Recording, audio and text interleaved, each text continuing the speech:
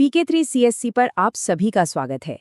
आज हम एक बेहद ही गहरे और रहस्यमयी विषय पर चर्चा करने वाले हैं। महर्षि पिप्लाद ने प्रश्नोपनिषद में एक ऐसा गूढ़ ज्ञान दिया है जो सच में हैरान कर देने वाला है। उन्होंने बताया है कि कैसे एक साधारण इंसान की चेतना बिल्कुल ईश्वर तुल्य अवस्था तक पहुंच सकती है। जरा सोचिए, हमारी आत्मा बिल्कुल एक चंद्रमा की तरह है। जैसे प्रतिपदा के दिन चांद में रोशनी कम होती है ना? लेकिन पूर्णिमा आते आते वो पूरी तरह से चमक उठता है। ठीक वैसे ही हमारी आत्मा अपनी पूरी जागृति की तरफ बढ़ती है, और इसी जागृति के जो अलग अलग चरण है ना, उन्हें ही कला कहा गया है। चलिए इसे डिकोड करते हैं। तो सबसे पहले इस फर्क को समझना बहुत जरूरी है कि आखिर विद्या और कला में अंतर क्या है। देखिए, ज्ञान को मुख्य रूप से दो हिस्सों में बांटा गया है। पहली है पराविद्या, यानी हमारा संसारिक ज्ञान। इसमें 64 तरह की कलाएं आती हैं, जैसे वास्तुकला, संगीत, पेंटिंग या कोई भी ऐसा हुनर जो हम इस दुनिया में सरवाइव करने या कामयाब होने के लिए सीखते हैं। लेकिन असली जादू शुरू होता है दूसरी तरफ, अपराविद्या से। ये पारलौकिक या आध्यात्मिक विद्या है जिसमें 16 आध्यात्मिक कलाएं शामिल हैं। यही वह ज्ञान है जो भौतिक दुनिया की सारी सीमाओं को तोड़ देता है और हमारी आत्मा को सीधे ब्रह्मांड के चमत्कारों से जोड़ता है। अब यहाँ एक बहुत बड़ी गलतफहमी है जिसे हमें यहीं दूर कर लेना चाहिए। अक्सर जब हम कला शब्द सुनते हैं तो दिमाग में क्या आता है? कोई शौक, पेंटिंग या शायद गायन। लेकिन इस आध्यात्मिक चर्चा में कला कोई भौतिक शौक बिल्कुल नहीं है। ये असल में चेतना का एक स्तर है। ये हमारी आत्मा की जागृति की वो अवस्था है जो ये तय करती है कि किसी इंसान के अंदर ईश्वरीय प्रकाश या दिव्य ऊर्जा कितनी मात्रा में प्रकट हो रही है। मतलब, आप चेतना के जिस भी लेवल पर हैं, आपकी आत्मा उतनी ही कलाओं से युक्त मानी जाएगी। तो इस पूरी महायात्रा को, यानी एक साधारण जीव से ईश्वर तक पहुंचने के सफर को, हम 4 अहम चरणों में बांट सकते हैं। पहला, सांसारिक जागरूकता। दूसरा, आंतरिक नियंत्रण। तीसरा, तत्वों पर अधिकार। और चौथा, सर्वोच्च दिव्यता। चलिए शुरू करते हैं हमारे पहले चरण से, सांसारिक जागृति, जो हमारे अस्तित्व की नींव है। ये वो समय है जब हमारी आत्मा इस भौतिक दुनिया के साथ अपना सबसे पहला कनेक्शन बनाती है। इस चरण में 4 कलाएं आती हैं। पहली है नाम, जब हमें अपने आसपास की चीजों के नाम और उनके रूप की पहचान होती है। दूसरी है लोक, जब हमारी समझ थोड़ी और बढ़ती है और हम अपने परिवार, समाज और दुनिया को पहचानने लगते हैं। इसके बाद आती है तीसरी कला, कर्म, जहां जिंदगी का मकसद सिर्फ खाना, सोना और किसी तरह सरवाइव करना होता है। और फिर है चौथी कला, मंत्र। यहाँ आकर हम सही और गलत के बीच का फर्क समझना सीखते हैं। हमारे कुछ उसूल और आदर्श बनते हैं, जैसे दूसरों को नुकसान ना पहुंचाना। लेकिन सबसे बड़ी विडंबना देखिए, दुनिया की ज्यादातर आबादी इसी चौथी कला पर आकर अटक जाती है। पूरी जिंदगी निकल जाती है, लेकिन चेतना इससे ऊपर नहीं उठ पाती। अब आता है हमारा दूसरा चरण, आंतरिक नियंत्रण, यानी खुद पर विजय पाना। जो लोग उस चौथी कला की सीमा को पार करने की हिम्मत जुटा लेते हैं ना, उनका सफर बाहर की दुनिया से मुड़कर पूरी तरह से उनके भीतर की ओर हो जाता है।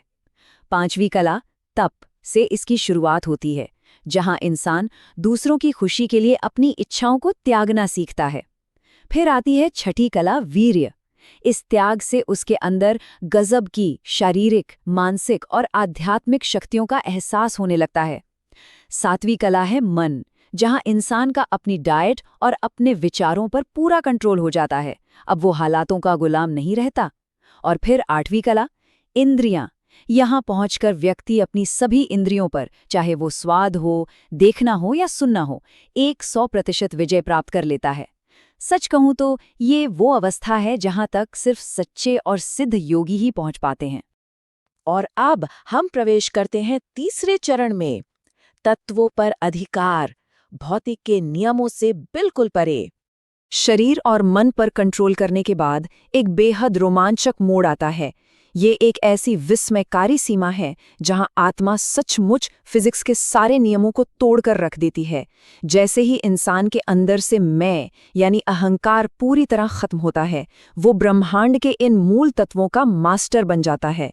9वीं कला जुड़ी है पृथ्वी तत्व से, जो आपको अणिमा सिद्धि देती है, यानी गजब की हीलिंग पावर और अपने शरीर को छोटा या बड़ा करने की क्षमता।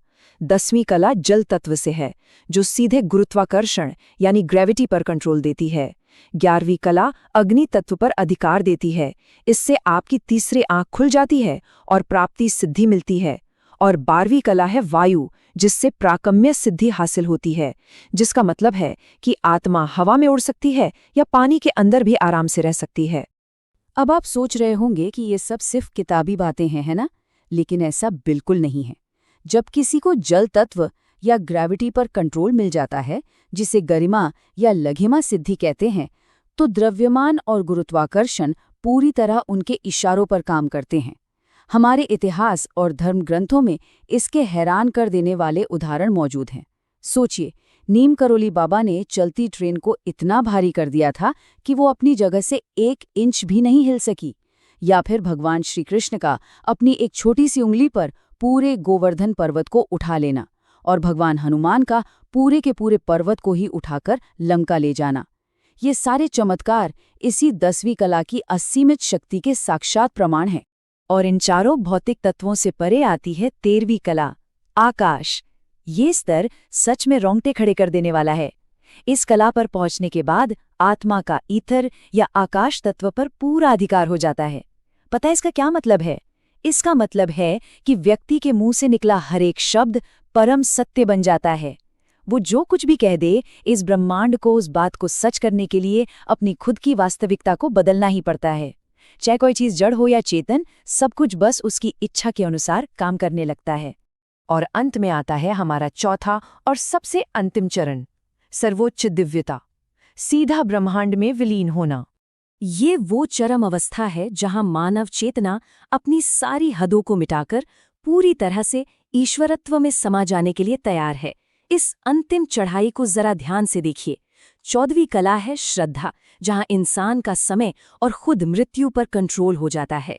उसे इच्छा मृत्यु का वरदान मिल जाता है और वो एक ही समय में कई रूपों में प्रकट हो सकता है। 15वीं कला है प्राण, जहां कोई भी भौतिक सीमा बाकी नहीं रहती। व्यक्ति खुद एक शुद्ध दिव्य प्रकाश में बदल जाता है।